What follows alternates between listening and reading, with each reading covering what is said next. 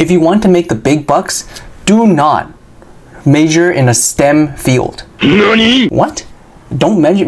Are you trying to ruin my life? Everyone and their mom is telling you, and my mom, I guess, is telling you that you should pursue a STEM degree. Don't bother with the humanities, with the arts, with those things, right? Ignore the social sciences like philosophy or psychology or whatever. All three of those. You should focus on the engineering, on the hard sciences.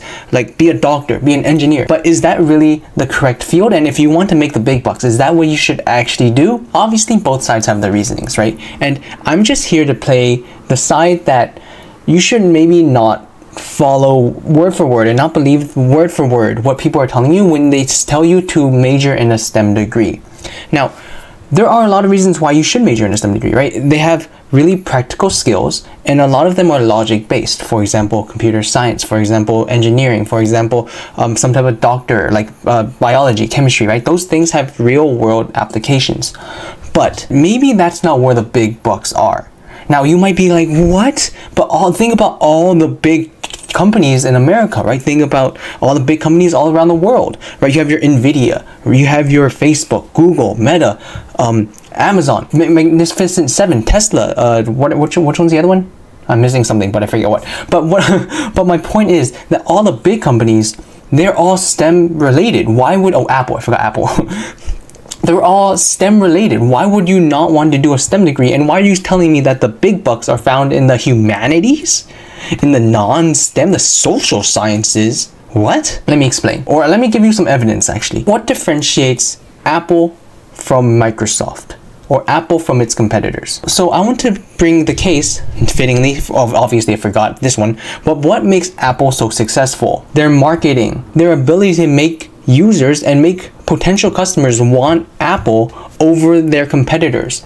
That's what differentiates Apple from Microsoft.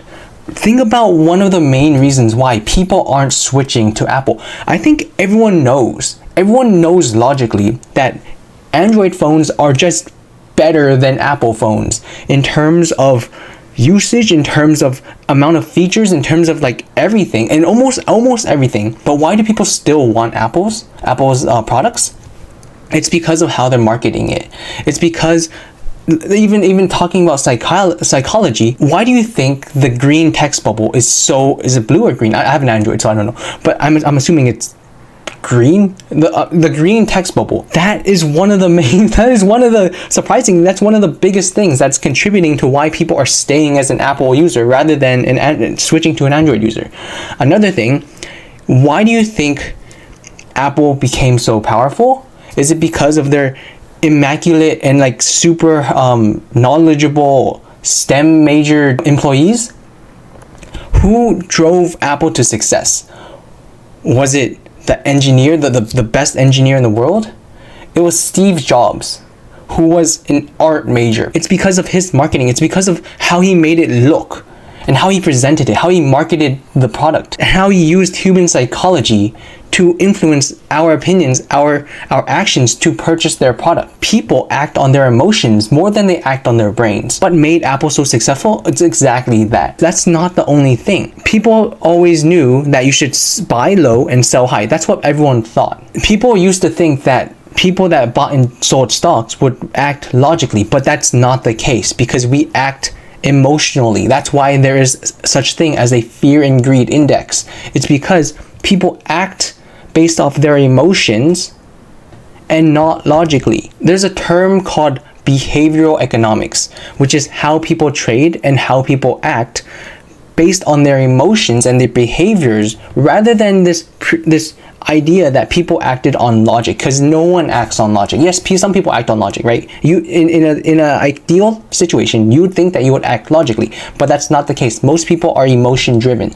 And if you are an expert in this type of psychology, this type of kind of reading the mind of the market, as some people would say, an expert in market psychology, then you would probably be a much better stock trader than other people. That's why, if you didn't know, women do better at trading stocks than men.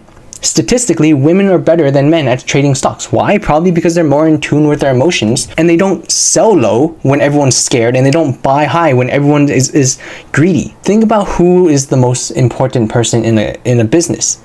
It's oftentimes, in my opinion, yeah, the product is important to a certain extent, but it's how you market that product, how you can talk to the potential market and influence their decision to buy your product. That person is probably one of the most important people in that company. There was a really, really smart marketer. I forgot his name. It escapes me right now.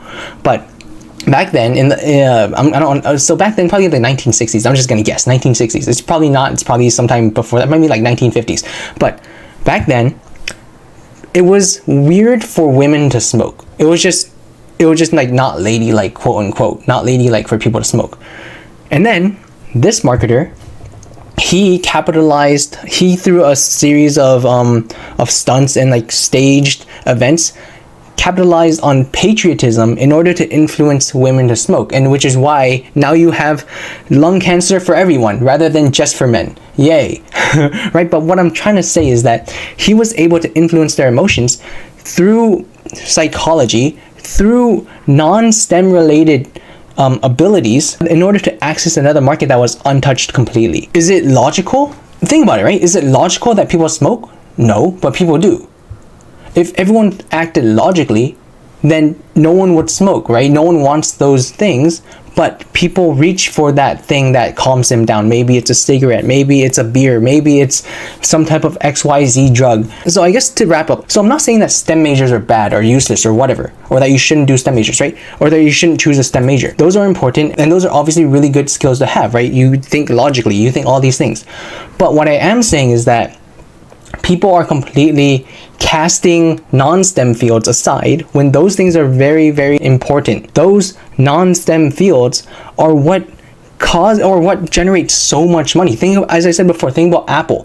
Think about even like where you place a button on like the checkout, or how many words are in the subject line or something like that, right? Those things all play a part in optimizing metrics that companies find very useful in earning profits. And if you want to be a master at controlling people's thoughts, minds, and actions, I'd say non-STEM is probably better than STEM. And it's those non-STEM fields. You don't necessarily even have to do a non-STEM field, right? You don't have to specifically search for a non-STEM field. I'm just saying you want to improve your non-STEM skills as well as your STEM skills, because this world runs on non-STEM skills as much as it runs on STEM skills. So that's all I'm saying. Don't blindly follow the talking heads on whatever TV channel. Don't blindly follow your parents. Don't blindly follow whatever, no matter how yes, they are invested in your success, but sometimes people just don't realize how important non-STEM skills are as well. That's it. Bye. Oh, also interviews, right? Interviews, they test on, yes, they do test on your skills. They do test your technical abilities, but they also test on whether or not they want to work with you, right? No one wants to hire, no matter how good you are, no one wants to hire someone or work with someone that they don't like. And you have to be able to market yourself in a way that is presentable and likable. But that's it. I don't know. Bye.